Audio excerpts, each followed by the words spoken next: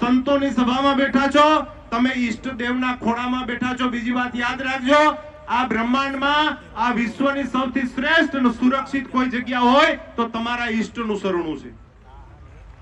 ઈષ્ટના શરણે રહેજો, બાળકોને સેવા અને સંસ્કારથી યુક્ત કરજો ને આવા સમયા થાય એમાં તમારી સંપત્તિ આપી દેજો। બેંકનો મેનેજર છે, સવારે 10:30 વાગે બેંકે જાય, એની ઓફિસમાં બેહે, સાંજે 6:30 બારો નીકળી જાય, ત્યાં સુધી એની સહીથી કરોડો ખરબો રૂપિયાની આપલે થાય।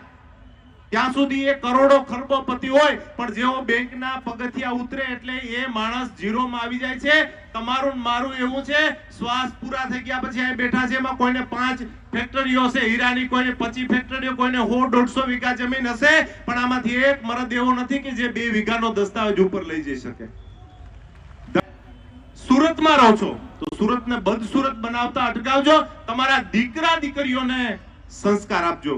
એટલું કરીને મારા 4 શબ્દોને વિરામ આપું। આજે આ દાસને તમારા બધાના દર્શનનું સૌભાગ્ય મળ્યું। સ્પેશિયલ